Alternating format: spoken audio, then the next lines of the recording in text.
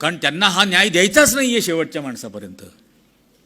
हे छत्रपती शिवाजी महाराजांच्या बाबतीमध्ये आपण म्हणतो, म्हणजे 1917 साली शाहू महाराजांनी पुण्यामध्ये पहिली बैठक घेतली की पुण्यात छत्रपती शिवाजी महाराजांचा पुतळा बसवावा. लगेच पुण्यातल्या भटा भिक्षुकांनी त्या बैठकीवरती दगडफेक केली. शाहू महाराज जिथं राहत होते ते घर पेटवण्याचा प्रयत्न केला आणि पुण्यामध्ये शिवाजीचा पुतळा बसवणं हा ब्राह्मणांचा अपमान आहे असा ठराव केला. कसा काय अपमान आहे भाऊ, संबंध काय? पण हा ठराव केला. एकही शिल्पकार मिळू दिला नाही. चौथरा बांधून झाला भांबुर्ड्याच्या प्रांगणात. म्हणजे आज जे Shri Shivaji preparatory military school आहे SSPMS शिवाजीनगरला, होऊ दिलं नाही. महाराजांचा 22 साली निधन झालं.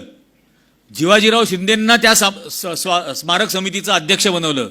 त्यांनी ॲडव्हान्स दिले शिल्पकारांना. त्या शिल्पकारांना यांनी पुण्यातून पळवून लावलं. मग एक शिल्पकार तयार झाला करमरकर त्याचं नाव, तेही सांगायला हवं. आणि तो म्हटला मी नाही दबाव घेणार, मी पुतळा बनवणार. त्याचं घर पेटवण्याचा प्रकार केला. तो मुंबईला शिफ्ट झाला.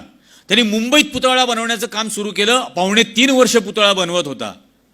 तो भरीव पुतळा बनवून झाल्यानंतर ते आता कसं शिफ्ट करायचं पुण्याला, तर ब्रिटिश गव्हर्नरनी त्या ट्रेनला मालगाडीचे डबे जोडून दिले आणि पुतळा पुण्यामध्ये आणण्याची व्यवस्था करून दिली. ती ट्रेन 3 ठिकाणी या भटांनी अडवली. तरीही तो आणला गेला. आणल्यानंतर तो प्रत्यक्ष जोडणीचं काम सुरू झालं. ते जोडणीचं काम करणाऱ्या लोहारांना त्रास दिला. हे सगळं होऊन 1928ला ज्यावेळेला तो पुतळा फायनली बसला, त्याचं उद्घाटन झालं. ते उद्घाटनासाठी इंग्रज राणीचा मुलगा युवराज, त्यावेळेचा प्रिन्स, हा भारतात आलेला होता. त्यांनी सांगितलं मी येतो उद्घाटनाला. त्याला निषेधाची पत्र लिहिली की येऊ नकोस, हा आमचा अपमान आहे पुण्यात आलास तर. पुण्यात ज्यावेळेला भारतभरामधून शिवप्रेमी पुण्यात गोळा झाले तेव्हा त्यांना काळे झेंडे दाखवले, काळ्या रांगोळ्या घातल्या. पुण्यात आदेश काढला की यांना पाण्याचा थेंबही पाजायचा नाही कोणी. हे तुमच्या छत्रपती शिवाजी महाराजांचा सन्मान करणार आहेत? होऊच शकत नाही. हे तेव्हापासून द्वेष करतायत. त्यांचा शपथ द्यायला तयार, त्यांचा राज्याभिषेक करायला तयार नव्हते आपल्या त्र्यंबकेश्वरचे भट भिक्षुक,